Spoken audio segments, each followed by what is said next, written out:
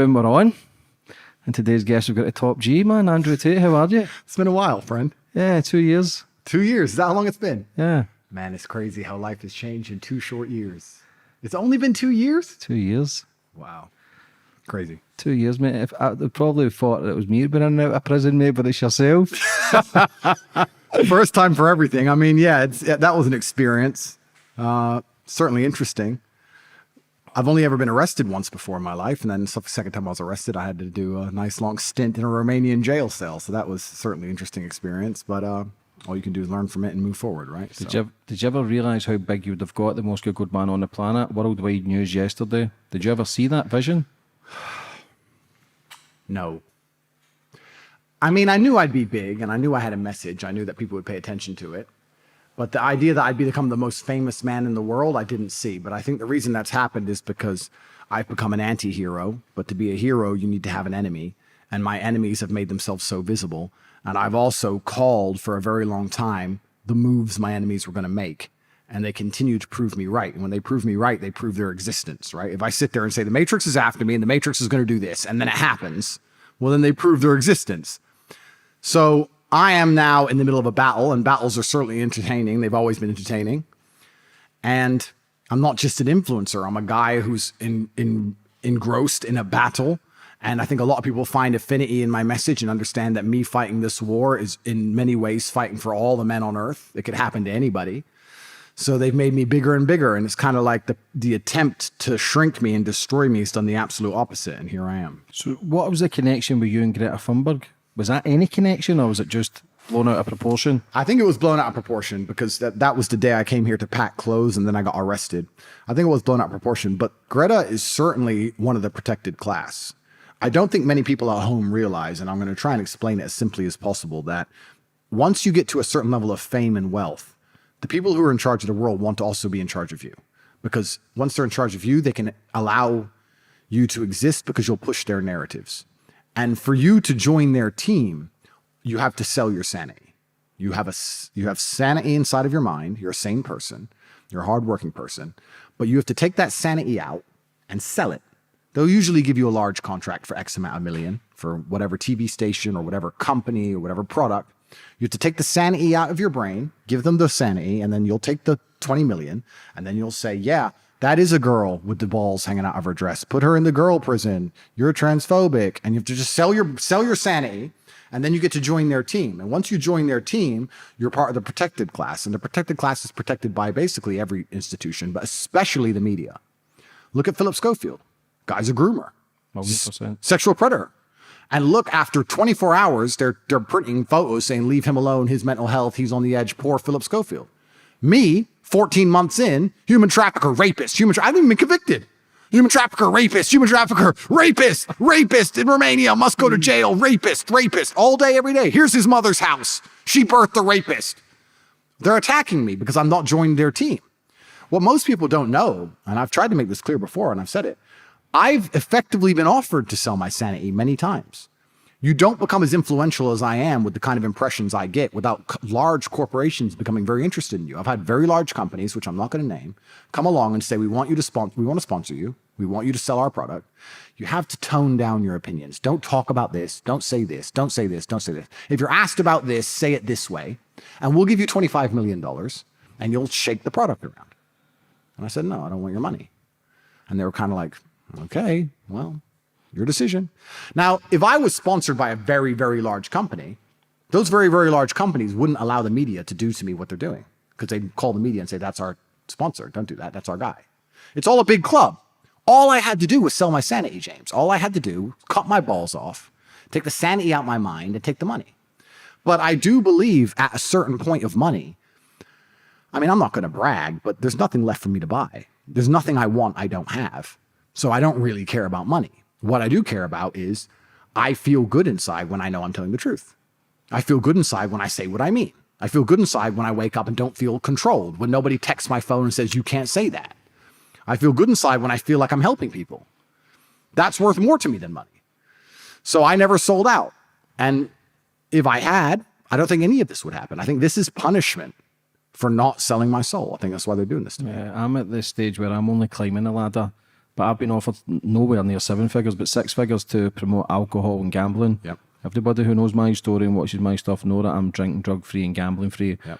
Not for life, but just the last 5 years. Yep. Don't get me wrong, when that gets offered to you, I ain't going to lie, I did think about it. Of course. I thought about it, and I thought, then that goes everything that I've worked for, everything that I'm trying to believe in myself and try to help others achieve certain things, because a lot of people crave the external stuff to fulfill the internal stuff that's broken inside of them. And part of me, listen, I wanted fame, attention 5 years ago, because I used to see people on magazines and TV, and I thought, that looks like the life. Yep. We're living in this post-truth world, and now this is all happening to me, and I'd like to think, at least, because I have genuinely suffered. I went to jail, and it was only for 94 days, 3 months, just over 3 months. But I would like to say that Romanian jail is about 5 times of English jail. We can put it down to like 1.5, maybe 2 years, without charge. In English jail, you get to at least leave the room, hang out with the guys. The lads are all right. I'm in nobody. I don't speak Romanian. I'm stuck in my cell.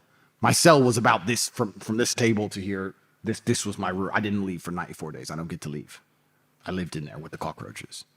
I genuinely suffered. I went through a lot. And one of the things that gives me solace is knowing that I suffered for a reason, at least. And I think the reason I suffered is to wake people up to a lot of things about the way the world works.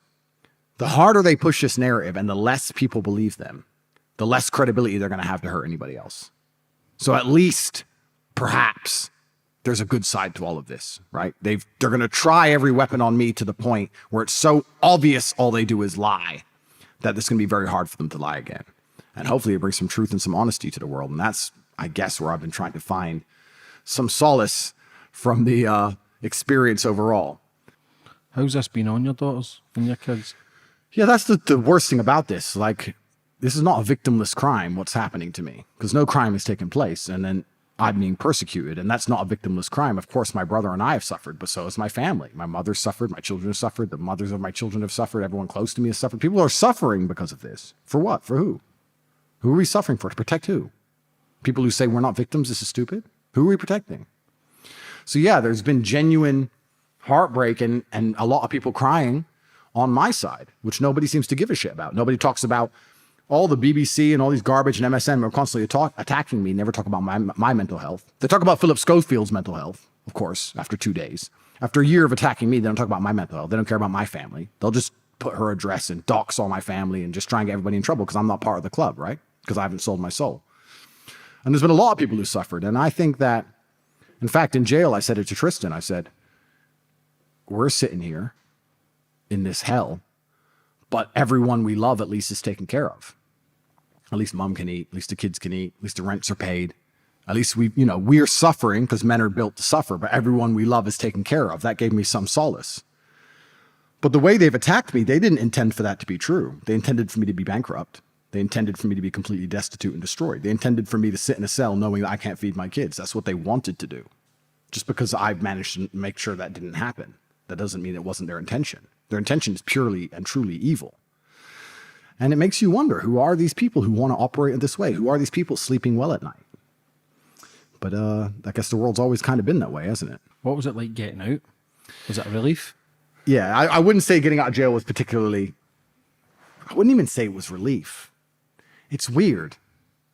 It's so weird the way the human mind works. If you were in that little submarine at the bottom of the ocean, you'd do anything to not be in that submarine. You'd do anything to not be in that submarine. But all the times they weren't in the submarine, they didn't care. Isn't that amazing? You'd do anything to not be in jail. I'll do anything to not be in jail if I can just get out of jail. And then you get out of jail, a few months go by. It's like another day, isn't it?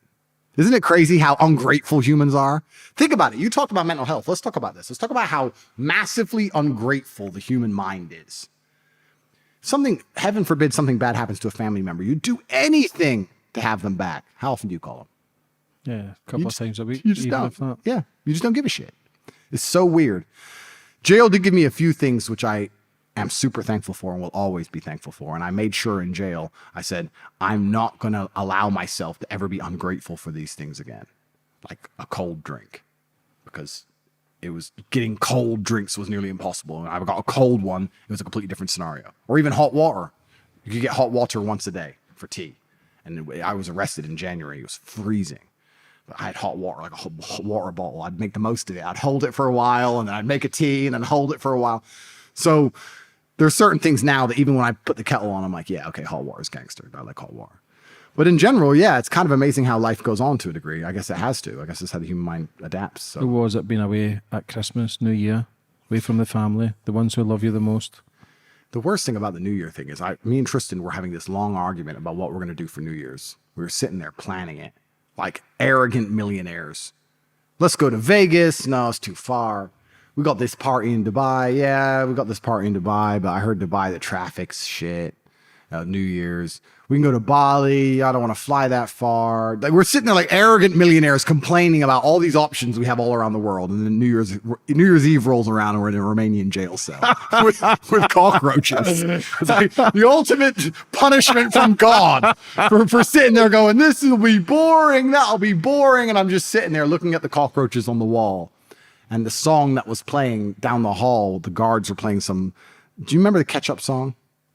Do you remember that song? Mm-hmm. Hey, ha, hey, it was everywhere for a while. That was on the speaker way down the hall, and there's that song and cockroaches, and I saw the fireworks go as it struck 12, and I was kind of like, and my first thought was, I hope I'm not here next New Year. You know, it's like, is this the first of many? I don't know. It was scary. I'm not going to lie to you. It was scary, but it was a test, I guess. What do you think life is? That's a good question. And we can answer it from a very boring way. We can talk about it, that we have a responsibility to reproduce and we should have children. But I think life is many different stages. And I think that at the beginning, especially, and for a long period, you learn. You do learn the whole way through life, but you learn. And once you've learned enough, I think you get to a stage, and I'd like to feel like I'm almost there. Maybe you're 30, maybe at end of your 30s. You've learned enough to implement all of the lessons and live a good life.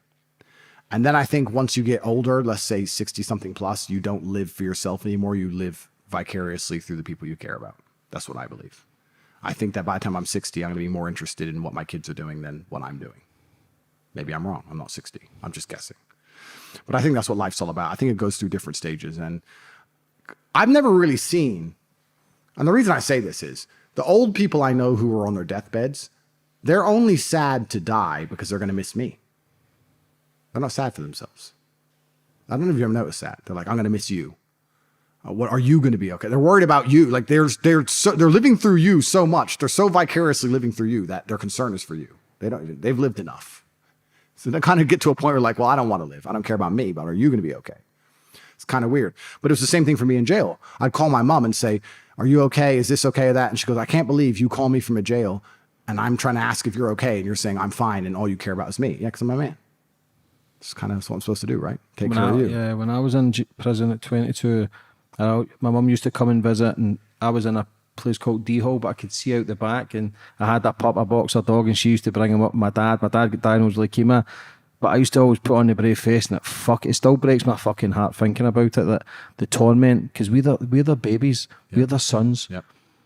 And that's what makes me, I just retired my mum 2 weeks ago, and it's been 4 years, and that's what she deserves. Yeah. As a man, you want to be alpha. We can talk about masculinity. You taking care of your family is the most alpha thing you can ever do in your 100%, fucking life. 100%. More alpha than any fucking Lamborghini or any garbage. That's the first thing you should do. Yeah. First thing you should do is take care of people. That's actually one of the things I think is most broken about Western society. When I see these like nursing homes and stuff, or just people just fobbing their parents off, or kids arguing over who gets the money from the parent when the parent's dead. Like when the parent's still alive and they're all fighting over it. So I just didn't feel like, I don't know. Maybe it's because I'm the oldest Tate now that my dad's gone, but I feel like I have a responsibility to take care of my mother and everyone close to me. And I think that men are givers. And as a man, you're going to feel happiest if you're giving. I think we're built to give anyway. If you look at a man who's depressed or really sad, I don't think a lot of them are giving as much as perhaps they should. Or if you look at a man who doesn't have the capability to give. But if you take a man, you put him in an important position, and let's say even me, 110 people rely on me for a wage. I feed thousands of children around the world every single month. I feed kids. It's tatepledge.com. You can see I feed kids in Somalia and Turkey, the earthquake. I was feeding children. If I feel like shopping and spending money, I find myself buying shit for other people. I don't want it from me. I have everything. I like to see, it really is better to give than to receive. I think that's the masculine. The true masculine role is to give things and to make, and the feminine role or the subservient role for a child is to be grateful for it. I think even a relationship is better that way. I love to like have a woman and she can be a spoiled princess as long as she spoils me back with unlimited gratefulness. I want to be, I'm not going to have an entitled, ungrateful woman, but if she's extremely grateful, I like to give. I don't want her to buy me stuff. It's not interesting to me. When Christmas comes, what do men say? I don't want anything. We don't care, do we? We don't want this stuff. So I think the masculine is giving anyway. And you're right. And that's what makes you feel better as a man and happy inside of yourself. And that's one of the things, like I said, gave me the most solace in jail. Every time I heard or spoke to any of the other guys in there and they're talking about the problems they had outside, I was like, you know what? Everybody who has ever relied on me, I haven't let them down. Even though the Matrix has thrown me in a cell, I still haven't let them down. I'm glad I was paranoid enough to set myself up that way. And I'm at the point now where I don't even have a bank account. I don't have anything. I don't own anything. I don't own a house, don't own a bank account, don't own a car. I don't have social media. I have a Twitter account. That's it. I don't have anything. Like, so I've done that particularly and deliberately so that I could be killed.